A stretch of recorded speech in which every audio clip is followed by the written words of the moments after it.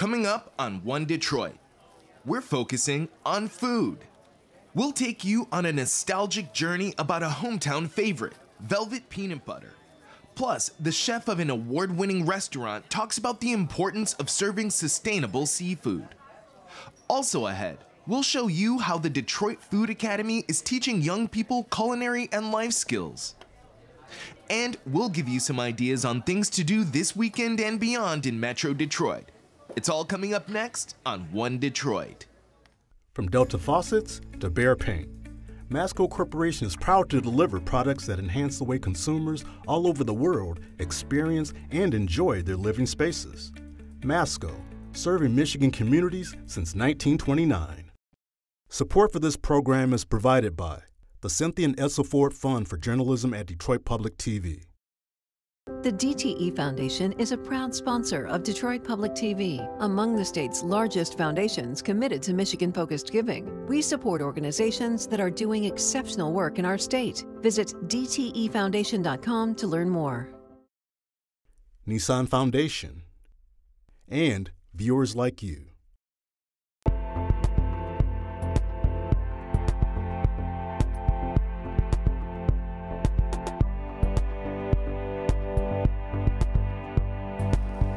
Just ahead on this week's One Detroit, we'll pay a visit to Sozai in Clawson to find out the secret behind its success and what makes it different to many other sushi restaurants.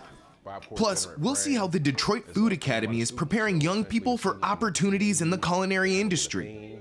And Cecilia Sharp of 90.9 WRCJ gives us a rundown of events you may want to check out this weekend. But we're starting this special food-themed show with a look at a product that's very familiar to Detroiters. Velvet Peanut Butter was created in Detroit back in 1937 by Paul Zuckerman, who was affectionately known as the Peanut Butter King. In this report from the Detroit Public Television documentary, Detroit Remember When, made in the Motor City, host Eric Smith examines the brand's rise and fall and its return to popularity.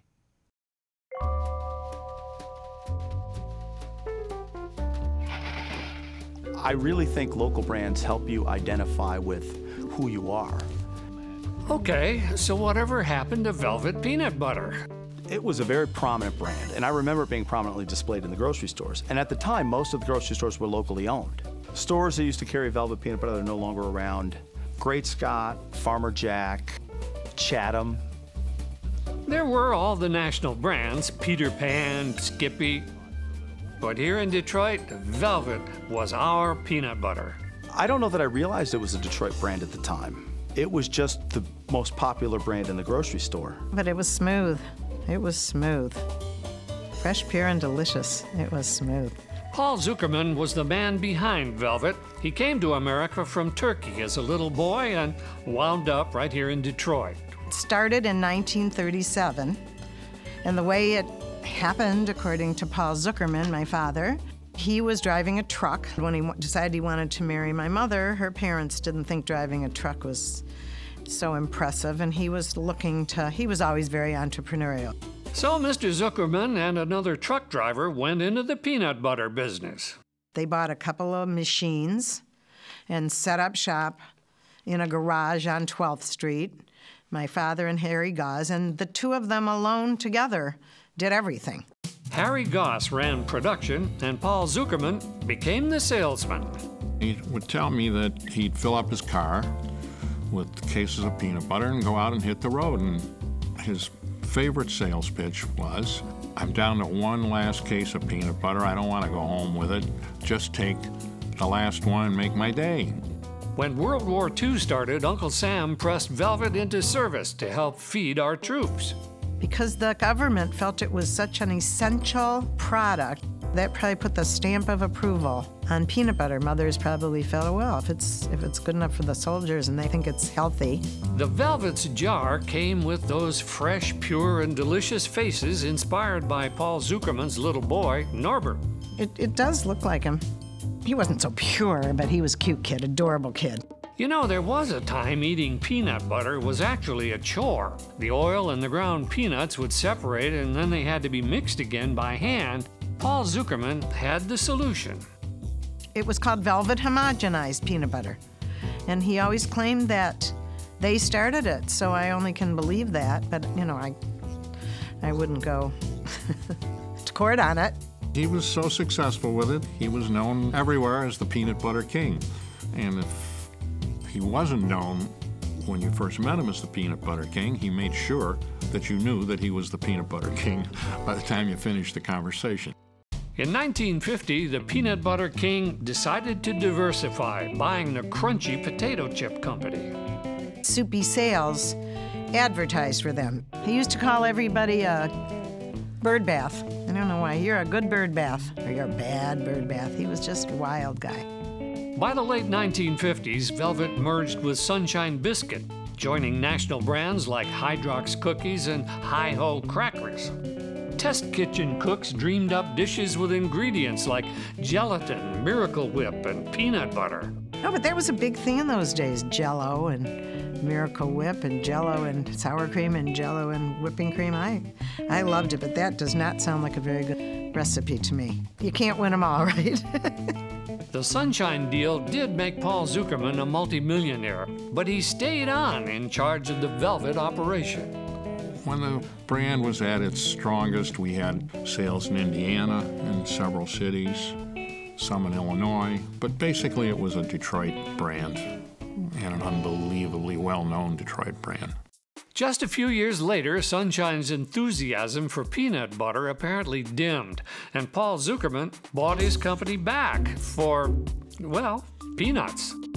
By then, he'd be known as a philanthropist, as well as the Peanut Butter King. His answer was, well, I guess I'm just a lucky truck driver. Just a lucky truck driver, so people sometimes would tease and make a little bit of fun about it. Once again, Velvet Peanut Butter was sold to another national company that, well, shut it down in the 1980s. Things disappear, and you don't really notice them for a long time. And then when you can't find it anymore, you start to wonder. Well, now it's back in local supermarkets. Eric Bruce, a Detroit area native, is making Velvet Peanut Butter once again. We went back to a Velvet recipe from the 40s. Velvet peanut butter, just like all other brands, the recipe had changed throughout the years, and we went back to an old-fashioned recipe. It became a terrific brand, but the real story is that it was Paul Zuckerman. You know, he made it what it is. I guess the proof is it's on the shelf again.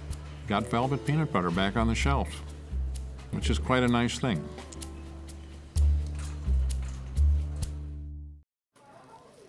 Let's turn now to Sozai in Clawson, which was named Detroit Free Press Restaurant of the Year in 2022, as well as one of Bon Appetit's 50 best new restaurants in the country. And this year, its chef Hajime Sato was a finalist for the prestigious James Beard Outstanding Chef Award. Sozai is among a handful of restaurants across the country serving 100% sustainable sushi. One Detroit's Chris Jordan visited the restaurant to talk with Chef Sato about Sozai's mission to protect the environment.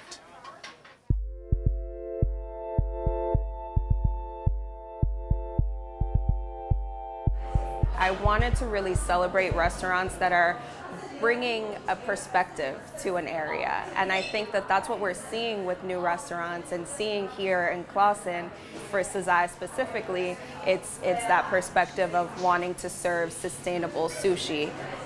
Clawson, a small metro Detroit city with a thriving restaurant scene. During the first year of the pandemic, we followed Clawson's small businesses as they weathered the storm. But since then, a new restaurant has opened and was named the Detroit Free Press Restaurant of the Year. Sozai, run by chef Hajime Sato. Sozai is one of just a small handful of restaurants in the whole country serving sustainable sushi. I met up with Free Press food critic Lindsay Green in downtown Clawson at White Wolf Japanese Patisserie to discuss her top 10 new restaurants list and why Sozai got the top honor. Your list struck me as very unique because, as you said, all the restaurants on this list in some way are building businesses with humanitarian or environmental efforts. Great food is the baseline expectation, but to make that list, restaurants had to be more than just great food. Restaurateurs really were intentional when they launched their restaurants over the past year, because I think that they saw what was needed in the industry. I think they saw that you needed to be really mindful of diversity. You needed to be really mindful of things like sustainability. They really needed to pay attention to the impact that a restaurant has on our society and on our community and on the world at large. The starting point was the traditional great food, great service, great ambiance. And so that's when I was able to really see, hey, what are they doing beyond the great food? I mean, I think what is interesting about Sozai is that sustainability as a pillar at the restaurant goes beyond even just his sustainable sourcing. There's also this concept of sustainability within his hiring practices. He offers benefits to his full-time employees. I mean, he offers health insurance, which is something that, you can't be sustainable if you're not creating a sustainable environment for your workers. His philosophy of taking that extra step, going above and beyond, is evident in everything that he does at Sozai. As a sushi lover, I needed to get the Sozai experience myself. I booked a reservation at their sushi bar and showed up early to speak to Chef Sato and see him and his staff prep the kitchen for dinner service. It is really hard to think that the sushi can be sustainable because, do you eat sushi? Yes, I do. Okay, so what's your favorite? See, now I feel bad to say it because I had no idea that eel is a really unsustainable fish. How about the yellowtail? Do you like that? Yep. Okay, yeah. That's not sustainable. How about bluefin tuna? Maybe. Do you know what kind of shrimp that you eat?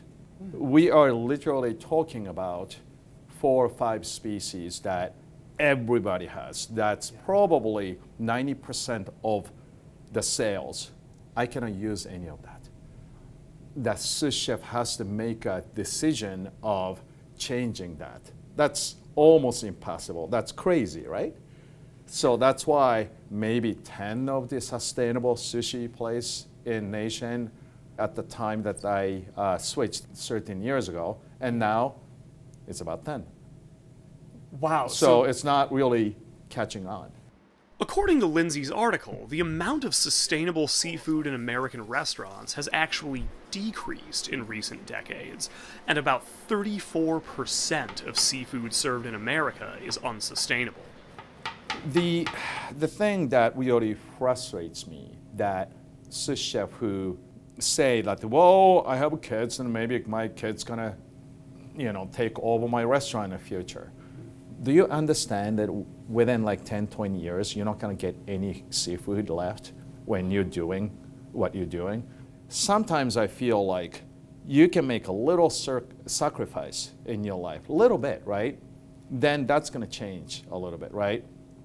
Crazy guy like me changing the seafood sustainability and this like 25 seating restaurant's not going to change anything.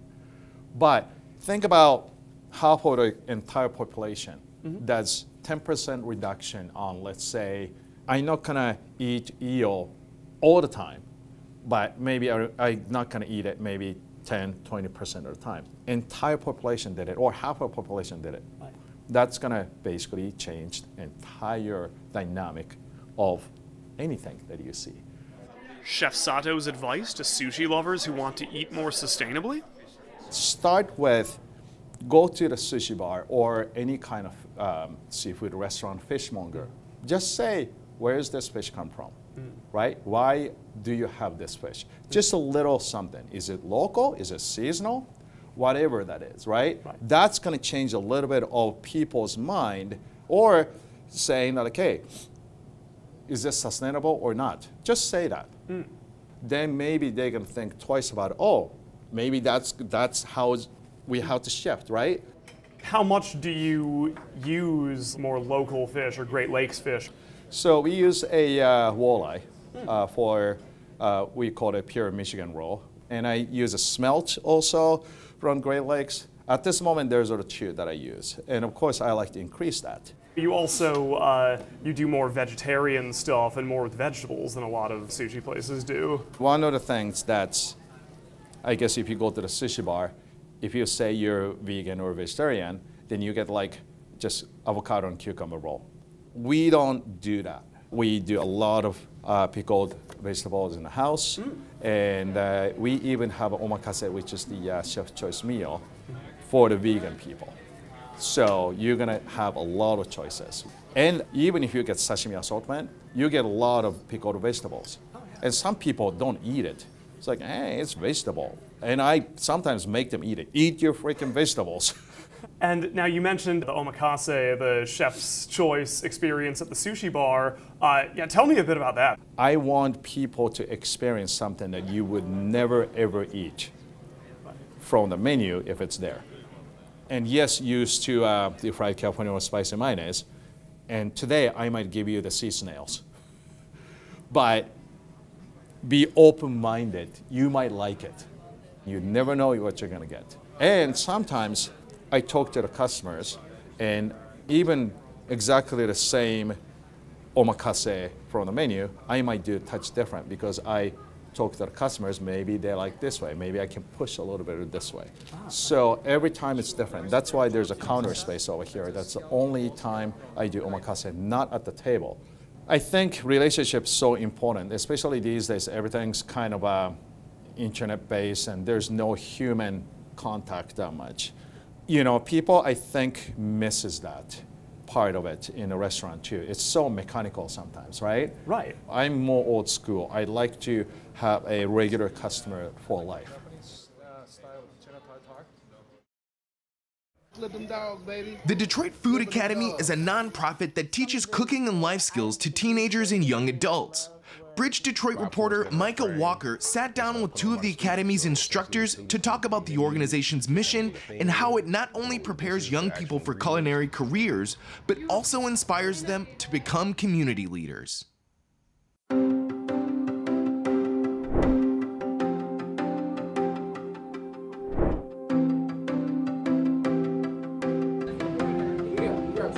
Grab 2 plates. The Detroit Food Academy is a nonprofit that works to inspire youth, young Detroiters from the age of 10 to 24 through culinary arts and food entrepreneurship, from cooking delicious, healthy meals for friends and family to facilitating complex community conversations. And our mission is to make sure that we build holistic leaders that are connected, they're healthy, and they're giving back to the community. And what made the two of you interested in joining the organization? I actually was approached by a friend who was a part of Detroit Food Academy already. And they told me that they can use more men inside the organization. And I had the capacity at the time. I went to culinary school. I wanted to find ways to kind of be more engaged in my community through culinary in particular. And Detroit Food Academy kind of fit like a lot of the little things that I want to do with myself moving forward. In 2020, I was furloughed from being at the restaurant, and so I kind of didn't know what it is that I wanted to do. Had did some meal prep for my own business during that summer, and in October of 2020 had the opportunity to come on board, although we did have a common friend that had been working here already. What's cool about our particular curriculum is it's very much set up like an actual culinary school, so we kind of start with the basics, then we go into different segments, so whether it be different proteins, fish, chicken, beef, we go through breads, we go through veggies, so each month we kind of focus in on a different part of culinary, and the students have the opportunity to create dishes based off of what we're studying at that point in time. Flip them dogs, baby. Flipping them dogs. Some of the items that the youth said that they really, really loved was making tortillas from scratch. They always wanted us to do French fries. Once they knew like how easy it was to make French fries, they're like, we're never buying frozen potatoes again. I'm gonna make my own French fries. Started with the theme, and the youth threw out tons of themes, but then came down to being like, we actually wanted to be anime. Let's look into Detroit food and what you think about what Detroit food means. And so from there, we started to have the Detroit anime theme menu. Yeah, the Coney Bao bun was probably the most popular thing that I would say throughout the entire year, which was a bao bun that we cut in half and made into basically a coney dog. And we topped it with some collard kimchi. That was by far the students' favorite dish. I know you guys run the Advanced Leadership Program. What does that entail? Months and months of planning. But our advanced leadership program is actually where our youth who've been in the program for 2 years, they have the opportunity to come to the advanced side where we do more life skill focus based learning as well as deep culinary skills. These students have the opportunity to kind of further the culinary skills. They've been with DFA for a while. They've learned a lot of the basics, a lot of the knife skills, a lot of the culinary terms. And at that point, we give them the opportunity to bring it all together and actually do dishes more regularly. So we cook once a week as opposed to once a month. As the program is running probably about 6 months, we kind of give them the lead where they start cooking the meals themselves and we kind of take a step back. The youth for the advanced, they get the opportunity to do a capstone project. This year, thanks to Mr. Booz, we actually were able to develop a relationship with Frame. What is Frame? Frame is a pop-up rotating restaurant establishment based out of Hazel Park. They bring in different restaurants every month, and they also have pop-ups on the weekend, and they allow for people to kind of like basically do stages or monthly basis where they get to come in, and operate their business out of Frame. So it culminates in us having a 5-course dinner at Frame. It's put on by the students. So essentially the students come up with the menu, they come up with a theme, we come up with the dishes, the actual ingredients, we scale up the recipes to make them fit feeding 50 people. There were a lot of different elements that we added in there too. They created their own cookbook based on the recipes that they had developed for the Frame dinner, as well as one of our past events. It was really a lot of fun, and especially as we were curating the menu, we tested each dish. It's beautiful and innovative. And so to have the youth go from, I'm not for sure if I actually want to make that, to being like, this is so good, I can't wait to show my mom and tell my friends about it, was like you just to see that level of engagement, that level of excitement just takes your heartstrings in a whole nother direction. So do many of the kids want to go into culinary arts after taking the program? Out of our 20 youth, only 4 of them wants to pursue culinary arts. The other ones are just making sure that they have those life skills. We have one student who wants to become a master chef, right? She wants to be the first Black female master chef. And to know that DFA and our advanced class provides a space for her to kind of develop those skills early. So before she goes out and gets a job or goes into culinary school, she kind of already has this foundation laid for her. So Jermon and V, what's the highlight of working at Detroit Food Academy?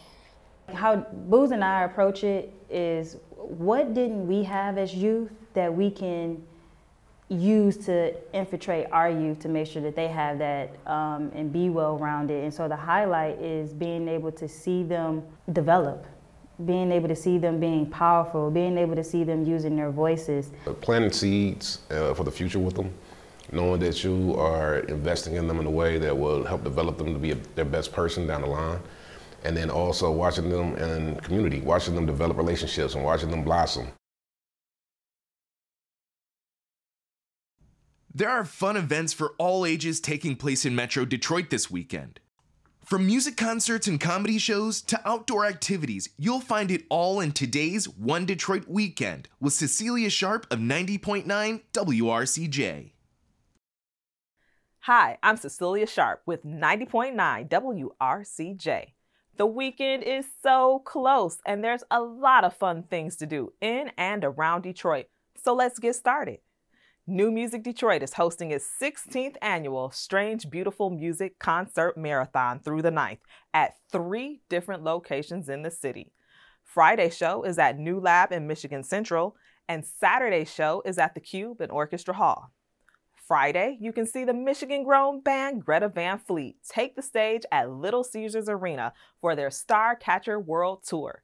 It's going to be a very lively and entertaining concert. Then, if you feel like seeing some beautiful antique boats, head to downtown Port Huron, where Boat the Blue takes place Friday and Saturday. In addition to seeing many classic wooden boats, you can also experience live music, kids' activities, a beer tent, and more. And of course, the great Dave Chappelle comes to Detroit's Little Caesars Arena Saturday night. If you're gonna see that, get ready to bust out in laughter. Hey, maybe after seeing Chappelle, you'd like to continue on your comedy streak? Well, you're in luck, as Planet Ant hosts Monday Night Improv every Monday in Hamtramck. And of course, there's so much more going on in and around Detroit. So here are other events to check out. Have a fantastic weekend.